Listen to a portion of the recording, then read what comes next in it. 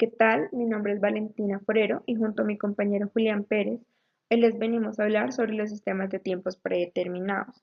Bueno, estos tiempos se usan cuando no es práctico usar un cronómetro.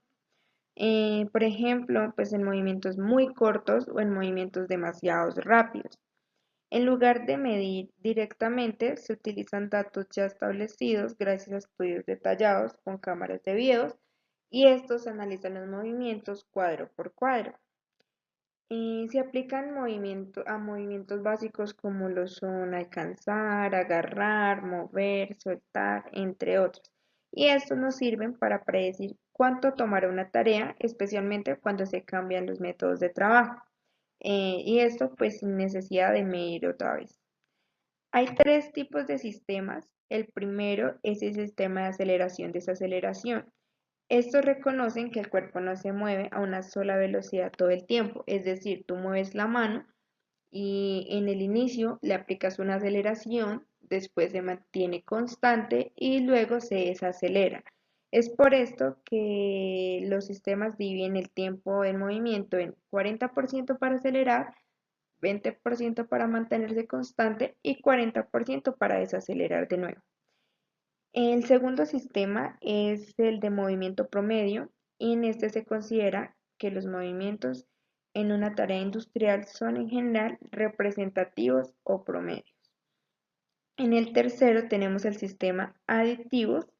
Estos se usan tiempos base para los movimientos simples que por alguna razón toman alguna dificultad, entonces se les suman porcentajes extras que pueden ir entre el 10% hasta el 50%. Tenemos los métodos de medición de tiempos. MTM1 es un sistema desarrollado por Maynard y su equipo en 1948. Este se define como un procedimiento que analiza cualquier operación manual dividiéndola en movimientos básicos necesarios para realizarlas. Estos se obtuvieron analizando videos cuadro por cuadro, como lo mencionaba anteriormente, calificando los movimientos con la técnica de Westinghouse.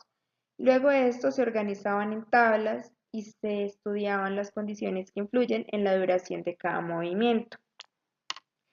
Estos tienen algunos factores que influyen en el tiempo, como lo son la distancia del movimiento, el peso del objeto y el tipo específico de movimiento. Estos son como los más principales. Bueno, entonces en los casos de alcance MTM1 tenemos 5 para el movimiento de alcanzar. El primero es la localización fija. En este, pues el objeto siempre está en el mismo lugar, lo que facilita la localización y reduce el tiempo.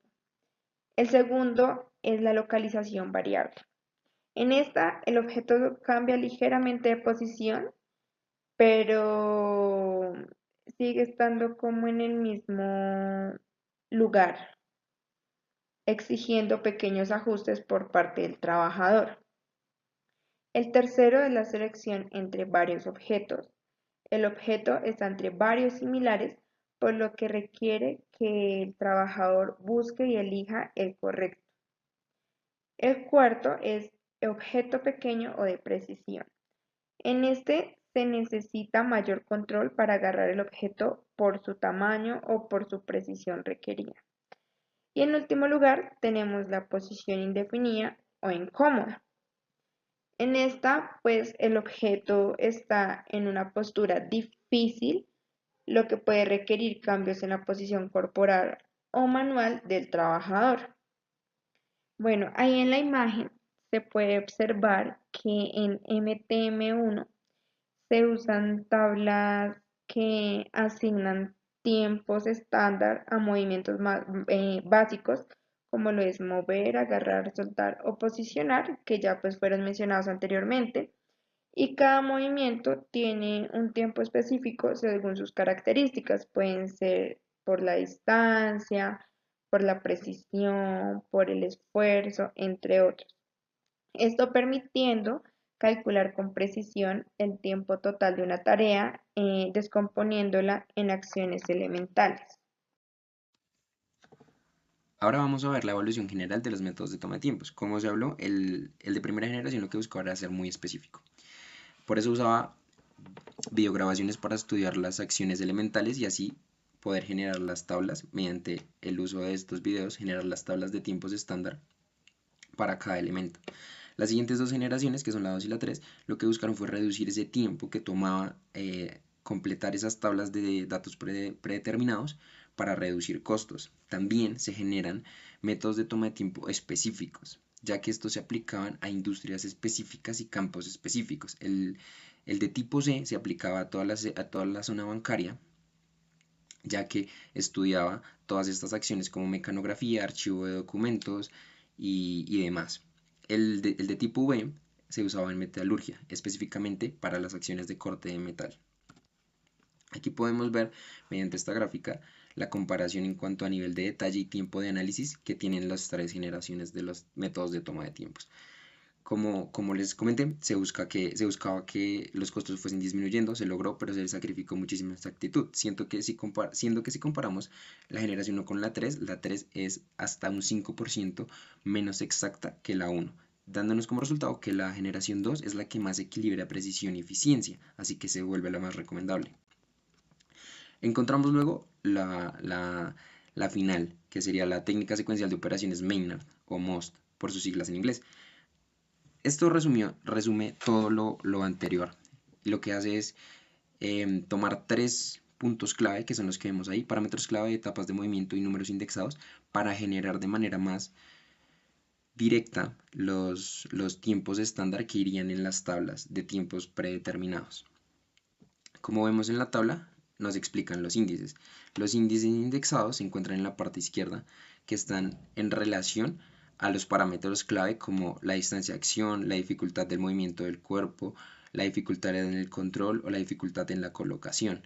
Van en una escala de 0, 1, 3, 6, 10 y 16. Siempre el índice se va a multiplicar por 10 cuando se busque encontrar el tiempo estándar.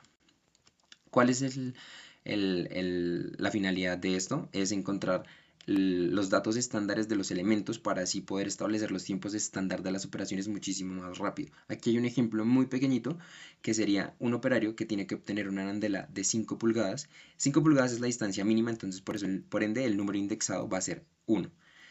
Tiene que obtener la arandela que está a 5 pulgadas, colocar un tornillo que también está a 5 pulgadas y luego regresar a su posición original.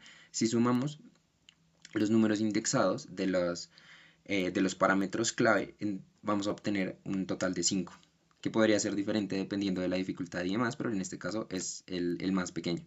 Eso siempre se multiplica por 10, como les dije, y ahí nos da la unidad que ellos especificaron para sus tiempos, que son TMU. 50 TMU equivalen a 1.87 segundos, dado que un TMU, como lo vemos en esta imagen anterior, equivale a 0.036 segundos. Eso sería todo y muchas gracias.